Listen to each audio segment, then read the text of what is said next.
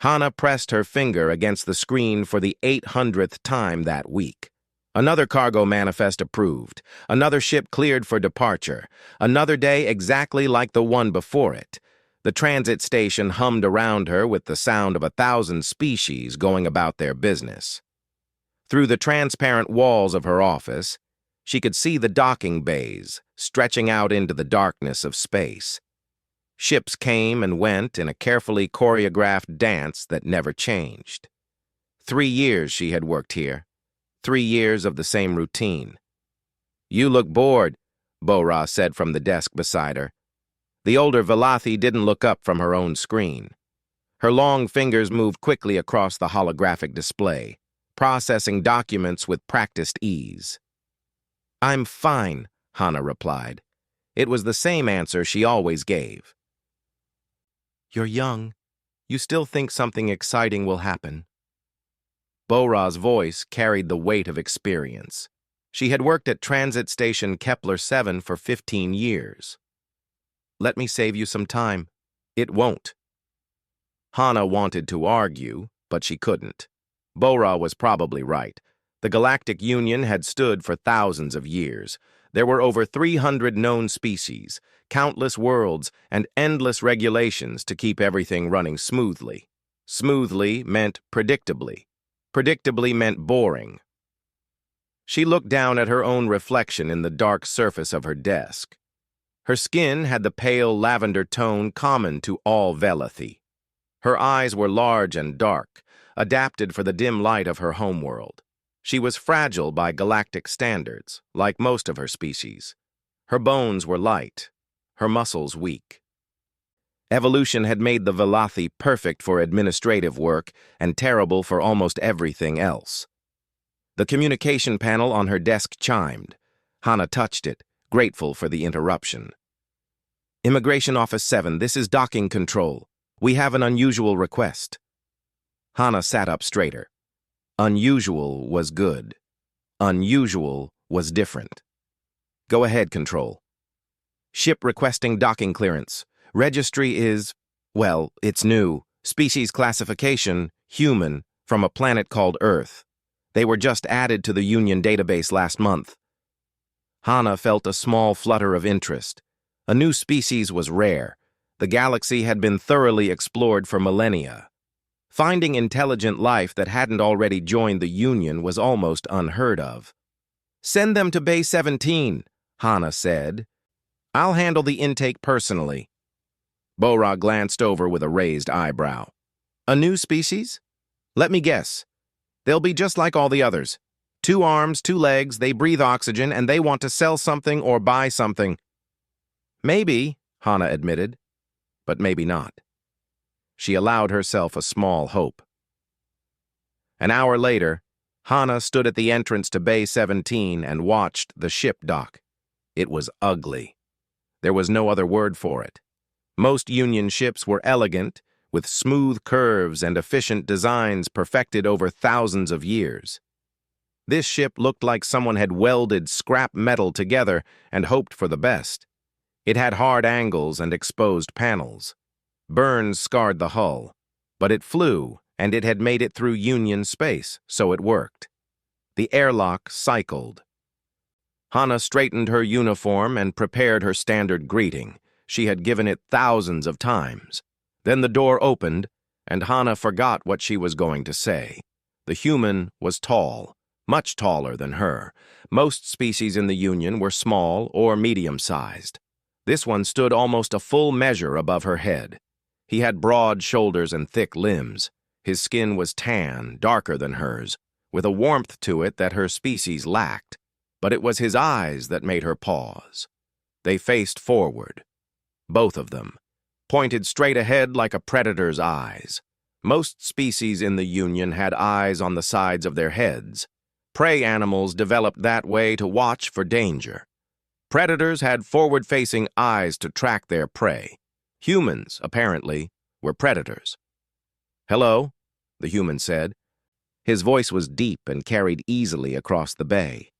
"My name is Tae Jin. I'm here to register my cargo and request repair services."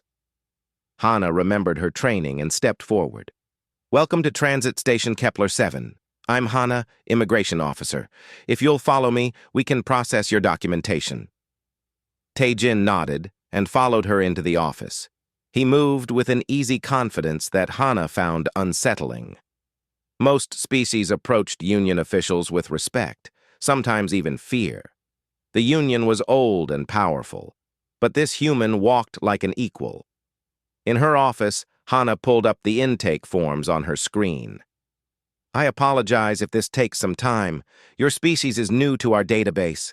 There may be questions I haven't encountered before. No problem, Tae-jin said. He sat in the chair across from her desk. The chair was designed for Velothi proportions and looked small beneath him. I expected this. Hana began with the standard questions. Name, species, homeworld, purpose of visit. Tae-jin answered each one clearly. When she asked about Earth's classification in Union records, he paused. What classification did they give us? He asked. Hana checked her screen. The file is minimal. It says Earth is located in Sector 447, recently contacted by a Union scout ship. Status? Developing world. No threat assessment. No special designations. She looked up. Is that accurate? Tae-jin smiled slightly. It wasn't a big smile, but Hana saw something in it she couldn't identify. Pride, maybe. Or amusement. That's what they wrote, yes, he said. But is it accurate? Hana asked. Depends on what you mean by special, Tae-jin replied. He leaned back in the small chair. Earth is just Earth. We're just humans. Nothing special about us by Union standards, I guess. The way he said it made Hana suspicious. She had processed thousands of intake forms. She knew when someone was being evasive, but it wasn't her job to interrogate new arrivals. If his documents were in order, she approved them. She moved through the rest of the questions.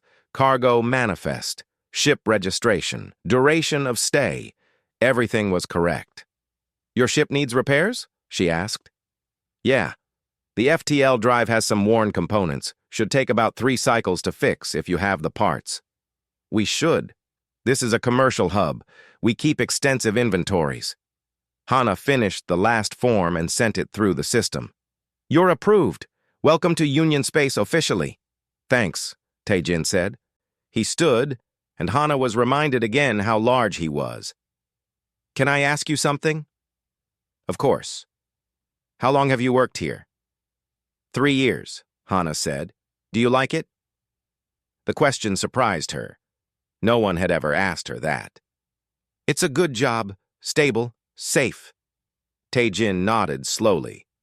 Safe is good. Earth isn't very safe, so I get it. But do you like it? Hana didn't know how to answer that. Before she could try, Tae-jin smiled again. Never mind. Thank you for your help, Hana. I'm sure I'll see you around. He left the office, and Hana sat alone in the silence. She looked at her screen, at the approved documents, at the name of his homeworld. Earth. Such a simple word. But the way Tae-jin had said it earlier, with that quiet pride, made it sound like something more. She told herself to forget about it. He was just another visitor. She would probably never see him again after his ship was repaired. But somehow she knew that wasn't true. Hana saw Tae-jin again the next day. She was finishing her shift when he appeared at her office door, holding a data pad and looking confused. Sorry to bother you, he said. But I can't figure out the repair authorization system. I've been trying for 2 hours. Hana suppressed a smile. The Union's bureaucratic systems were notoriously complicated. New species always struggled with them. Come in. I can help. She spent the next hour walking him through the process. Repair requests required authorization from 3 different departments. Each department had its own forms. Each form needed specific information formatted in specific ways. Tae-jin watched carefully, asking questions when something didn't make sense. This seems overcomplicated, he said at one point. It is, Hana admitted, but it prevents fraud and ensures quality control. On Earth, we just talk to the repair shop directly. That sounds efficient. It is, but I guess we're smaller. Fewer people, less need for all these rules.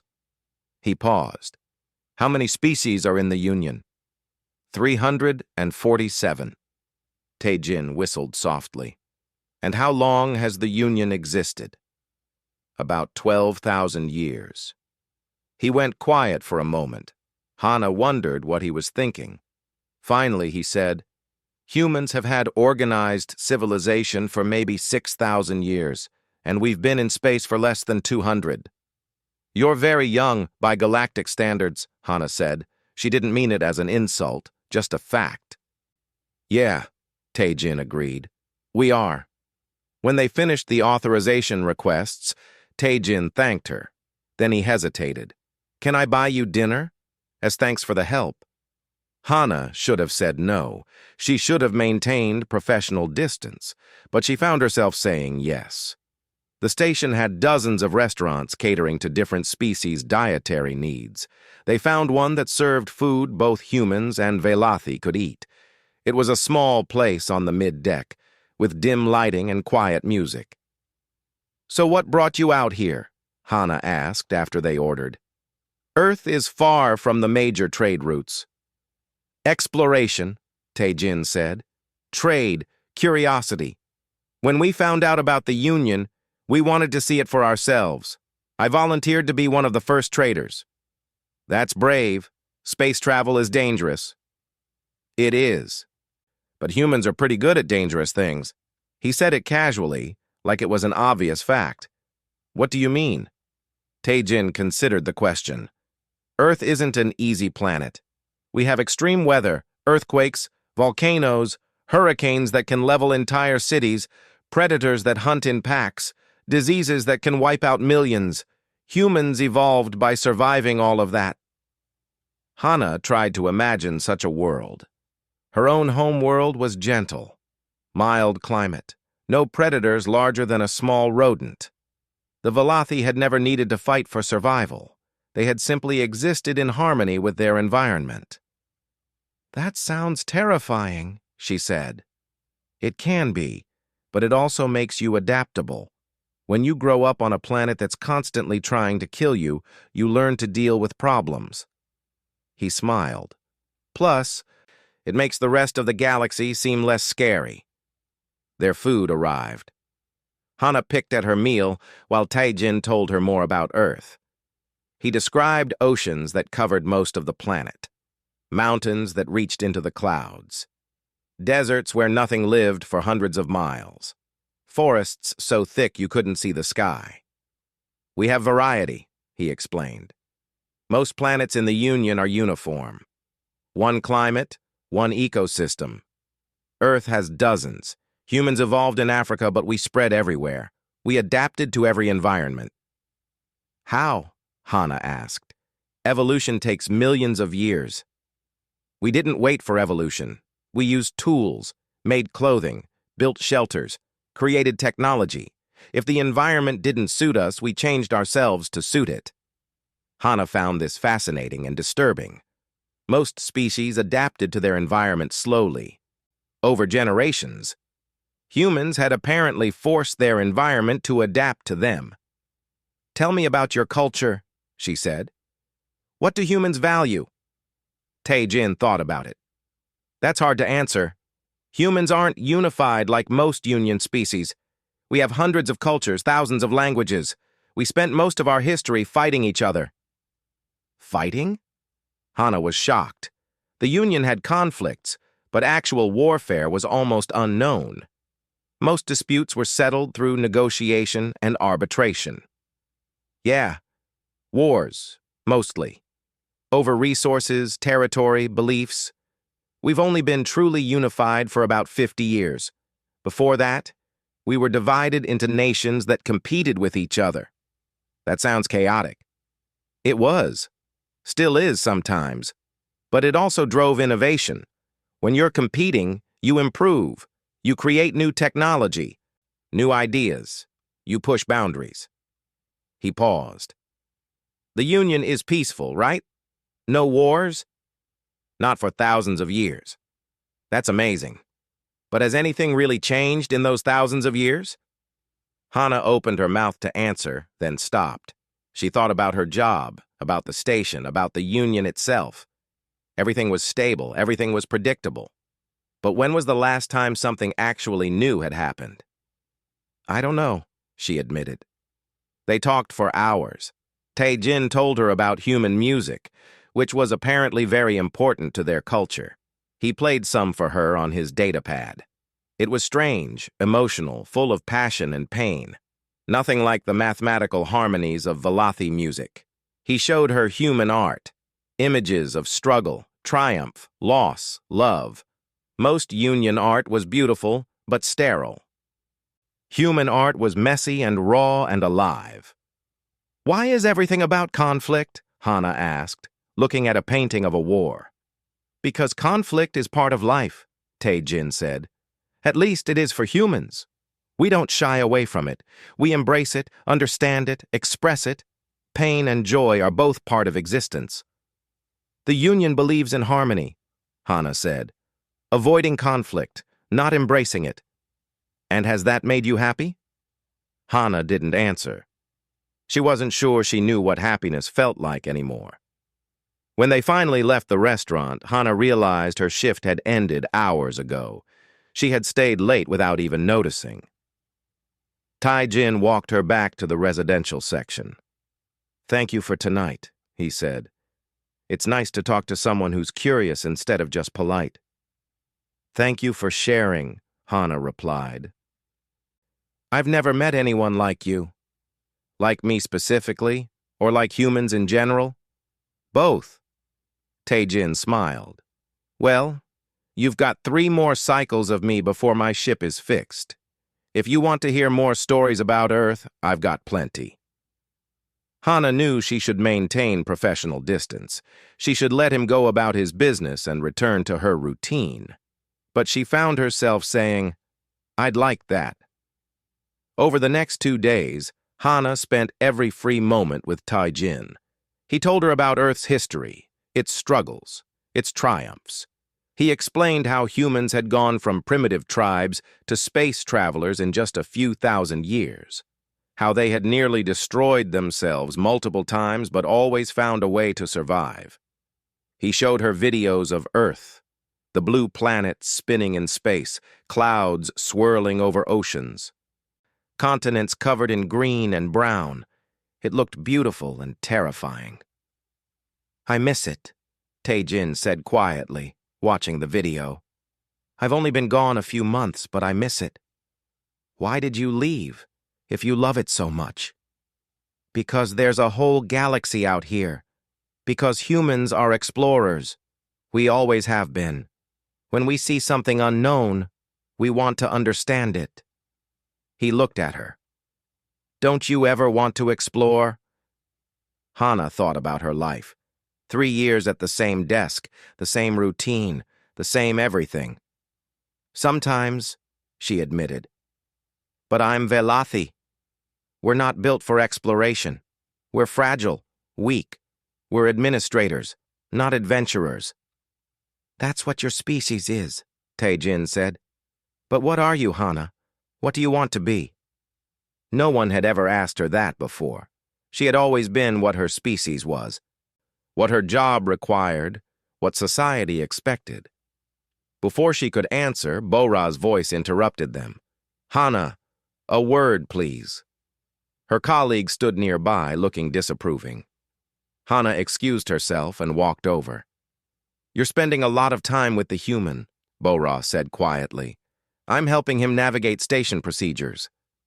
You're doing more than that. Be careful.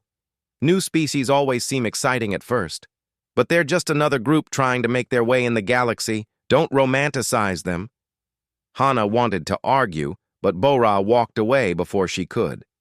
She returned to Tae-jin, who was still watching videos of Earth. Everything okay? He asked. Yes, Hana lied. Everything's fine. But as she watched the blue planet spin on the screen, she wondered if Bora was right. Was she romanticizing humans? Or had she simply never met anyone who made her question everything she thought she knew? On the third day, Taijin asked Hana if she wanted to see his ship. She agreed immediately, curious about what a human vessel looked like from the inside. The interior was cramped and functional. Every space was used for something. Storage compartments lined the walls. Exposed pipes and wiring ran along the ceiling. Everything was labeled in a language Hana didn't recognize. "It's not fancy," Taijin said, almost apologetically, "but it gets me where I need to go." "It's practical," Hana said. She meant it as a compliment. He showed her the cargo hold where he kept trade goods, samples of earth minerals, art, technology, things other species might want to buy. Then he took her to his personal quarters, which were barely larger than a closet. "This is where you live?" Hana asked, shocked. Her own apartment on the station was small, but it was luxury compared to this. "When I'm traveling, yeah, it's fine. I've slept in worse places." He pulled out a small box from under his bunk. "Want to see something?" Inside the box were personal items. Photos of people who must be his family. A worn book with a cover Hana couldn't read. A small stone, polished smooth, and a vial of dirt. "That's Earth," Taijin said, holding up the vial. "Soil from my hometown. I carry it with me to remember where I'm from." Hana stared at the dark brown dirt. It looked ordinary, but Taijin held it like it was precious. "Tell me about your home," she said softly. Taijin sat on his bunk and smiled. "It's a small city on the coast. We have an ocean nearby. Every morning you can hear the waves. The air smells like salt. When I was a kid, I used to swim in that ocean. The water was cold and rough, and there were creatures that could sting you or bite you, but we swam anyway." "That sounds dangerous." "It was. My sister got stung by a jellyfish once. Her arm swelled up and hurt for days, but she went back in the water the next week." He laughed at the memory. "Humans are stubborn like that. We don't let fear stop us." "We Velati are the opposite," Hana admitted. "We avoid danger. We build safe environments and stay in them. There's nothing wrong with that. Safety is good, but sometimes you have to risk something to gain something." They spent the afternoon in his quarters, and Taijin continued sharing stories. He told her about human festivals, celebrations that involved music and dancing and food. He described sports where humans competed against each other, sometimes violently. He explained religions and philosophies, the different ways humans tried to understand existence. "We're a contradictory species," he said. "We're capable of incredible kindness and terrible cruelty. We create beautiful art and devastating weapons. We're curious and fearful, brave and cowardly, selfish and generous, all at the same time." "That sounds exhausting," Hana said. "It is. But it's also what makes us human." He pulled out his data pad. "Here, let me show you something." He played music for her, a piece performed by a full orchestra with dozens of instruments blending together. It started soft and gentle, then grew louder and more intense. Hana felt something stir in her chest, an emotion she couldn't name. The music swelled to a powerful climax, then faded to silence. "What was that?" she asked, breathless. "Beethoven. Symphony Number 9.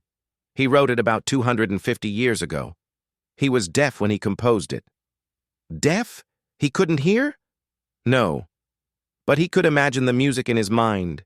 He created this masterpiece without ever hearing it played." Hana didn't know what to say. The idea of creating something beautiful despite such a limitation seemed impossible. Yet humans had done it. Taijin showed her more.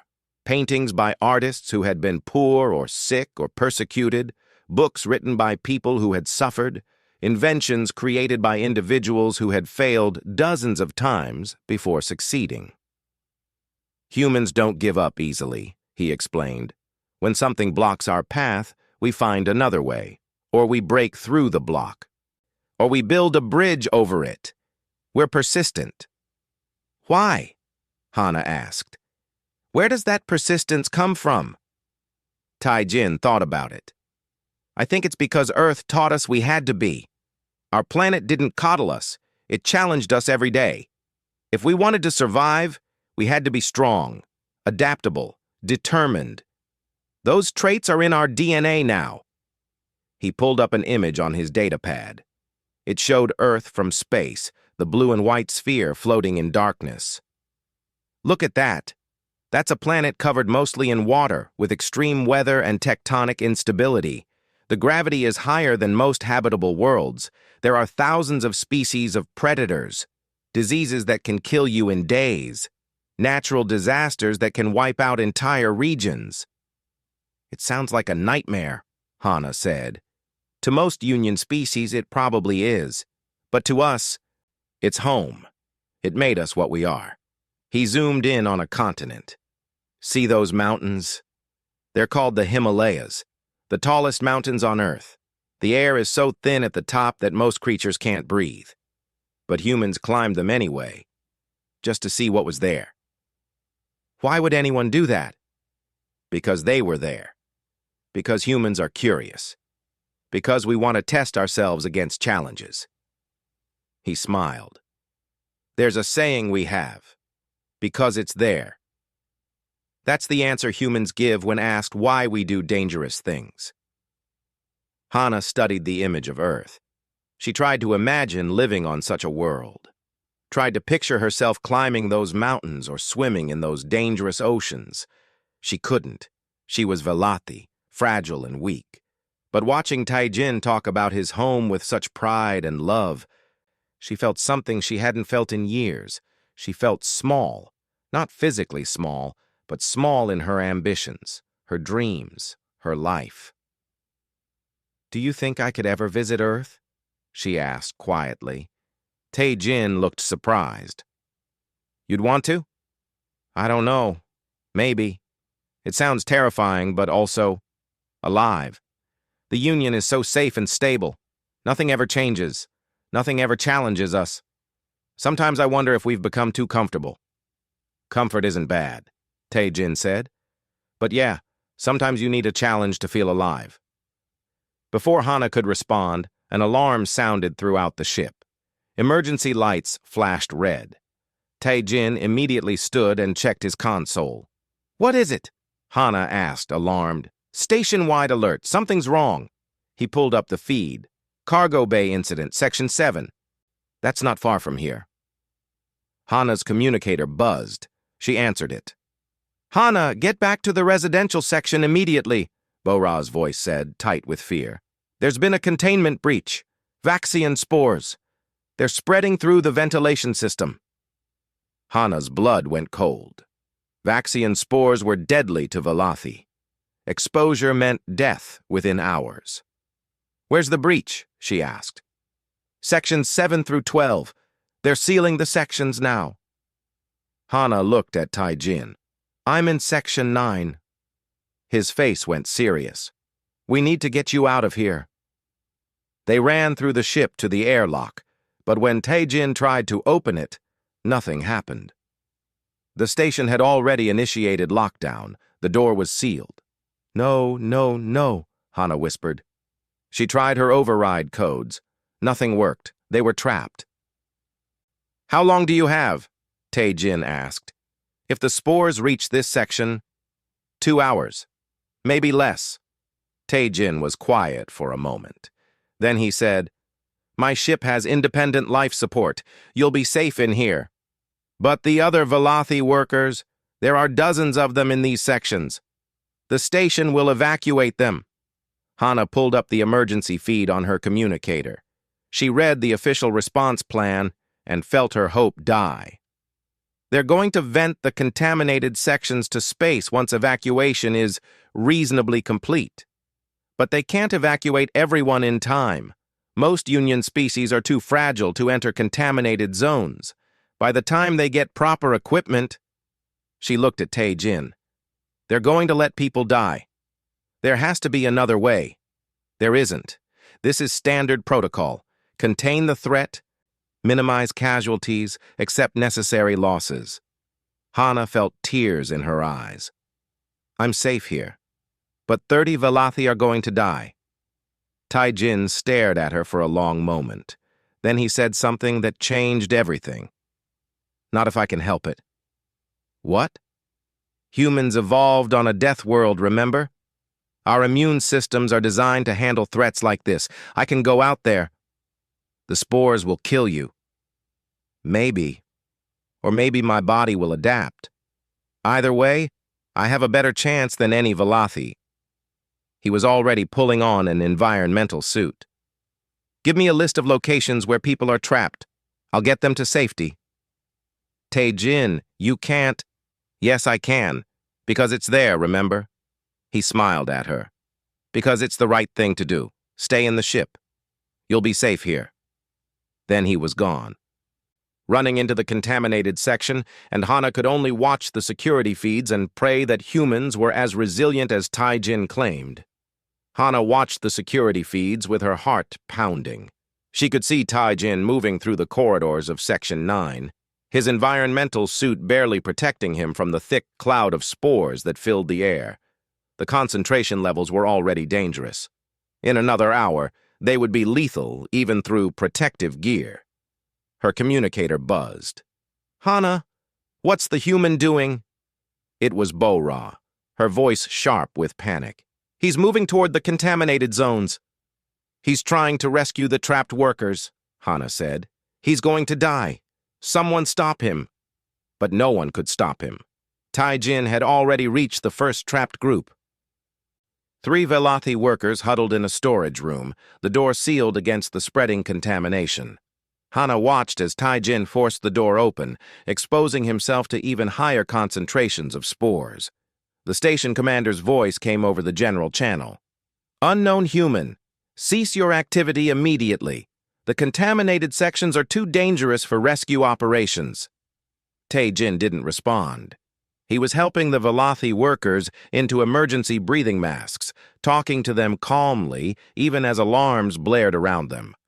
Then he picked up one of them, a small female who could barely walk, and carried her over his shoulder. He's carrying her, Hana whispered in disbelief. Velothi were light, but the human was moving through contaminated corridors while carrying a full-grown person. The physical strength required for that was beyond anything she had seen from Union species. Tai-Jin led the 3 workers back toward a safe zone, moving quickly despite his burden.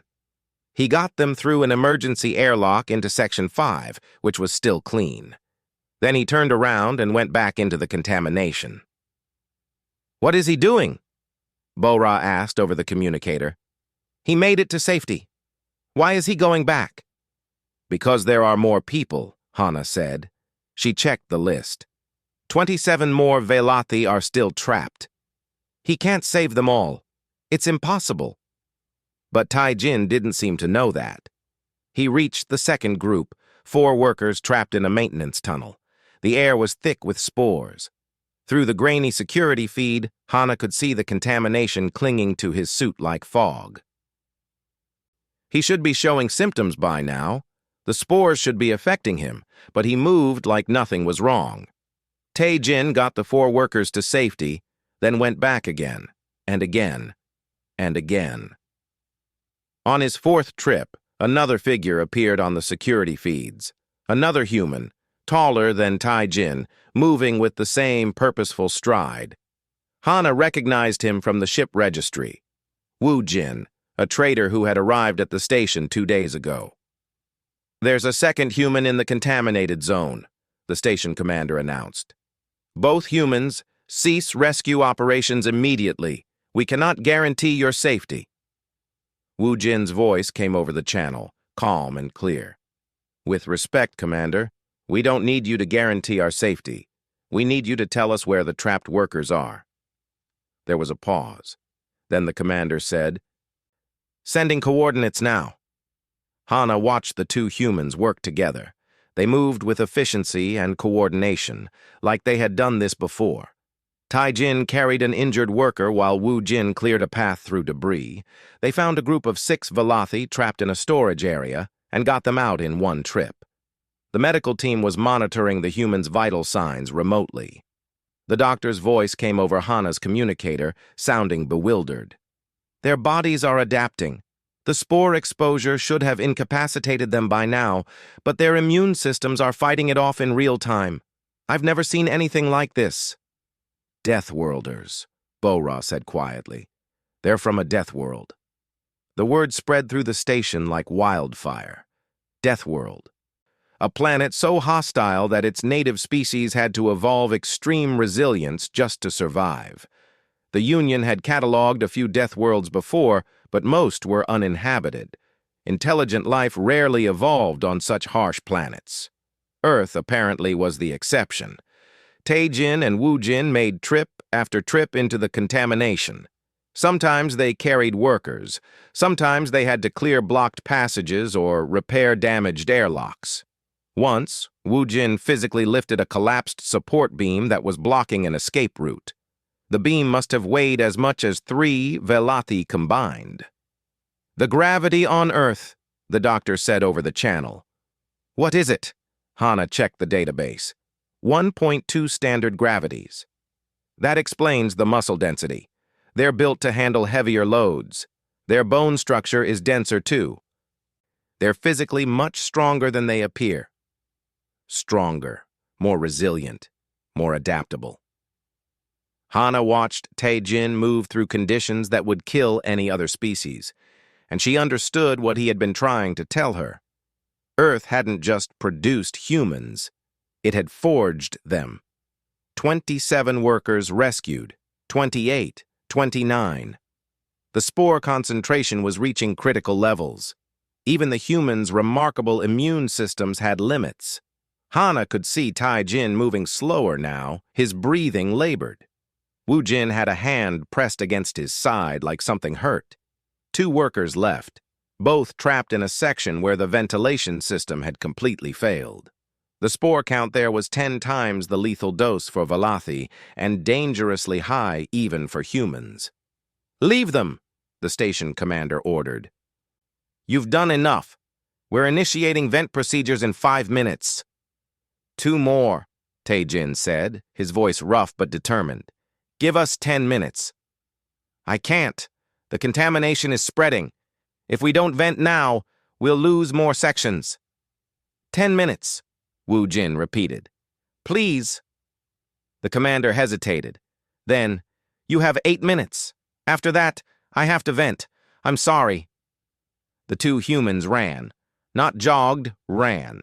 Through air so thick with spores it looked like smoke. Hana watched the timer count down. 7 minutes, 6, 5. They found the 2 workers, both unconscious from spore exposure. Tai-Jin picked up one, Wu-Jin grabbed the other, and they ran back toward the safe zone. 4 minutes, 3. They weren't going to make it. The distance was too far, and they were slowing down. The spores were affecting them now. Hana could see Tai-Jin stumbling. 2 minutes. "We're going to vent," the commander said. "I'm sorry. Brace for—" "Wait!" It was the station's chief engineer. "I can seal Corridor 8B separately. If they make it there in 90 seconds, they'll be safe." "Do it," the commander ordered. 90 seconds. Tai-Jin and Wu-Jin pushed themselves harder. Hana didn't know how they were still moving. Every breath must be agony. Every step must feel impossible. But they kept going. 60 seconds. They reached the corridor. 45 seconds. Through the first door. 30 seconds. Through the second door. 15 seconds. The airlock sealed behind them just as the venting sequence began. Hana watched on the security feed as the contaminated sections were opened to space, the spores blown out into the void. Tai-Jin and Wu-Jin collapsed on the floor of the safe corridor, the 2 Velothi workers beside them. Medical teams rushed in immediately. Hana ran. She left the ship and sprinted through the station, not caring about protocol or procedures. She reached the medical bay just as they were bringing the humans in. Tae-jin looked terrible. His skin was pale and covered in sweat. His breathing came in harsh gasps. But when he saw Hana, he smiled weakly. "Told you," he wheezed. "Human immune systems are pretty good." "You're an idiot," Hana said, tears running down her face. "You could have died." "But I didn't. And neither did anyone else." The doctor sedated him then, and Woo Jin too. They needed rest while their bodies finished fighting off the spore infection, but the medical scans showed they would be fine. In a day, maybe two, they would be completely recovered. Hana stood in the medical bay and looked at the two humans lying in the recovery beds.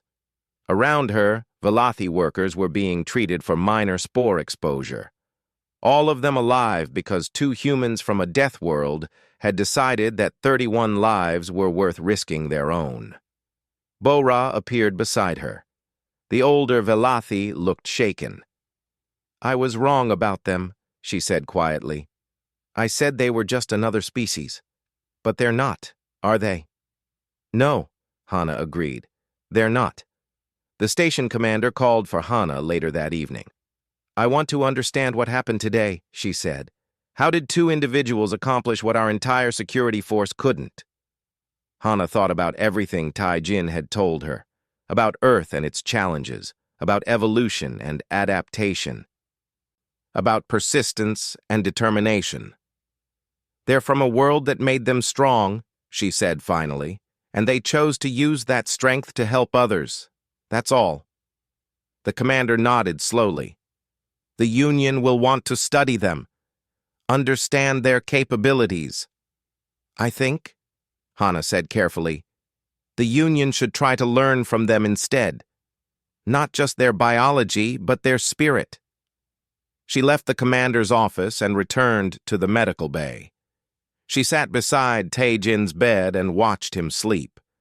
Tomorrow, she would tell him something she had decided while watching him risk his life for strangers. She wanted to see Earth, wanted to understand what could create people like him, wanted to know if she could become more than what she was. For the first time in her life, Hana wanted to be challenged. Tae-jin woke up 18 hours later. Hana was still sitting beside his bed, though she had fallen asleep in the chair. When he stirred, she opened her eyes immediately.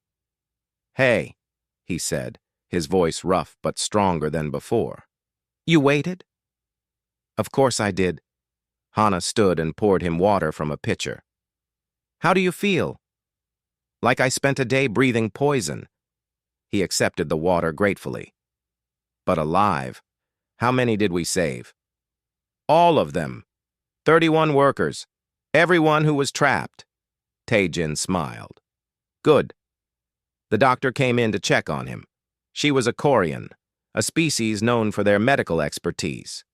She ran her scanner over Tae-jin and shook her head in amazement. "Your recovery rate is remarkable," she said. "The spore damage to your lungs is already healing. Most species would need weeks of treatment. You'll be fine in another day." "Humans heal fast," Tae-jin said. "Comes with the Death World package." "I need to ask you something," the doctor said. "Would you consent to a medical study? The Union has never had the opportunity to examine a Death Worlder's biology in detail. What we could learn might help us develop better treatments for—" "No," Tae-jin said firmly. The doctor looked surprised. "No? I'm not a research subject. I'm a person. If you want to learn about human biology, you can read the medical data Earth has already shared with the Union. But I'm not being poked and prodded like some kind of experiment." Hana felt a flash of respect. Tae-jin had just risked his life to save Union citizens, and now he was setting boundaries. He helped because he chose to, not because anyone had a right to his service. The doctor looked embarrassed. "Of course. I apologize. That was inappropriate." After she left, Hana sat back down. "The whole station is talking about what you did. You and Woo Jin are heroes." "We're not heroes. We just did what needed to be done." "That's what makes you heroes," Hana said softly. Tae-jin looked at her. "You're different." Something changed. You changed it. You made me see things differently. Hana took a breath. I want to request a transfer to Earth's Embassy Liaison Office. Earth doesn't have an embassy yet. We're too new to the Union. Then I'll help establish one. I want to learn more about humans, about Earth, about... She struggled to find the words. About what it means to live a life that challenges you instead of just going through the motions. Tae-jin was quiet for a moment. Then he said, You know it won't be easy, right? Humans aren't perfect. We have problems. We fight and argue and make mistakes. Earth is dangerous and uncomfortable. It's not some paradise. I know. But it's real. It's alive. And I'm tired of being safe and comfortable and empty. Empty? Hana nodded. I've spent 3 years at that desk, processing forms and approving documents. I've been safe and comfortable and utterly useless. You saved 31 lives yesterday. What have I done with mine? You helped me navigate station bureaucracy, Tae-jin said with a small smile. That's not enough. Not anymore. Hana looked at her hands. The Union has been stable for thousands of years. But I think Bo-ra was right about something. Nothing ever changes. We've forgotten how to grow, how to struggle, how to become more than we are. And you think Earth can teach you that? I think you already have. Tae-jin reached out and took her hand. His grip was warm and strong. Then come to Earth. I'll show you where I grew up. The ocean I told you about. The city on the coast. You can meet my family. My sister would probably love to meet an alien. Hana laughed. I'm the alien? To us, yeah, but that's okay. Humans like aliens. Over the next few days, the station held a ceremony to honor Tae-jin and Woo-jin. The two humans stood uncomfortably while the station commander gave speeches about bravery and sacrifice. Representatives from a dozen species came to thank them personally. Woo-jin looked overwhelmed. We really didn't do anything special, he kept saying, but they had, and everyone knew it. The Velothi workers they had saved presented them with a traditional gift, a crystal sculpture that represented gratitude and respect. Tae-jin accepted it with genuine humility. Thank you, he said, but honestly, any human would have done the same thing. We don't leave people behind when we can help them. That's just part of who we are. Hana wondered if that was true.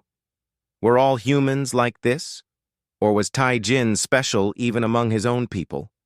She would have to visit Earth to find out. Bo-ra came to see her before the ceremony ended. I heard about your transfer request, she said. Are you going to tell me it's a mistake? Hana asked. No. I think it's the smartest thing you've ever done. Bo-ra smiled sadly.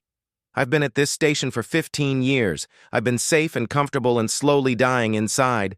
You're young. Don't make my mistake. Don't let safety become a prison. Come with me, Hana said impulsively. Transfer with me. We could both learn about Earth. Bo-ra shook her head. I'm too old to start over. But you're not. Go. Explore. Become something more than a bureaucrat. The next day, Tae-jin's ship was finally repaired. He came to say goodbye to Hana at her office. I'll be back in 3 months, he said. I have a trade route established now. I'll stop here regularly. I might not be here, Hana said. My transfer request was approved. I'm being assigned to help establish Earth's first embassy facility. They're setting it up on the Union capital world. Tae-jin's face lit up. That's amazing. When do you leave? 2 weeks. I have to finish my duties here first. Then I'll see you on the capital world. Earth is sending its first official diplomatic team there next month. I'm supposed to be part of it. Before he left, Tae-jin gave Hana a gift. It was a small container, sealed carefully. Inside was a handful of dark brown soil and a tiny seed. This is from my hometown, he explained. The soil and a seed from a tree that grows there. Plant it wherever you end up. It'll remind you of where you're going. What kind of tree? Hana asked. Oak. They're strong trees. They live for hundreds of years. They survive storms and droughts and keep growing. I thought you might like that." Hana held the container carefully. Such a simple gift, but it meant everything. "Thank you." "Thank you for being curious," Tae-jin said, "for wanting to understand instead of just judge. Not everyone in the Union is like that." After he left, Hana sat at her desk and looked at the soil and seed. She thought about everything that had happened in the past few days. A week ago, her biggest concern was how bored she was. Now she was planning to change her entire life. She pulled up Earth's coordinates in the database. The blue planet appeared on her screen, spinning slowly. Oceans and continents, clouds and storms, a world that had forged a species strong enough to run into danger while others ran away. She wanted to see it, wanted to stand on that dangerous, beautiful world and feel what it was like to truly live instead of just existing. Her communicator chimed. It was a message from the Union capital world. Her new assignment was confirmed. She would help establish Earth's embassy. She would work directly with human diplomats and learn about their culture officially. But more than that, she would continue what Tae-jin had started. She would ask questions. She would challenge herself. She would grow. Hana looked around her office one last time. 3 years she had spent here, safe and comfortable and empty. Those days were over. She stood up and walked to the window. Outside, ships came and went in their endless dance. Somewhere out there, Tae-jin's small, ugly, wonderful ship was already headed back to Earth. In 3 months, he would return. And by then, Hana would be ready to learn everything he could teach her. She touched the window, looking out at the stars. The galaxy suddenly seemed full of possibilities. Not because it had changed, but because she had. A new species had entered the Union. A species that climbed mountains because they were there. That ran into danger to save strangers. That carried soil from home to remember where they came from. A species from Earth. And for the first time in her life, Hana understood what it meant to have a home worth remembering. Not because it was safe or comfortable, but because it challenged you to become more than you were. She picked up the container with the oak seed and smiled. In 3 months, she would plant it. And while it grew, she would grow too. The galaxy was vast and old and full of wonders. But the greatest wonder Hana had learned wasn't out there in the stars. It was in the courage to change, to risk, to become something more than safe. It was in saying a word like Earth and meaning everything it represented. Home, challenge, life. She never expected anything special when that human walked into her office, but he had given her everything. A future.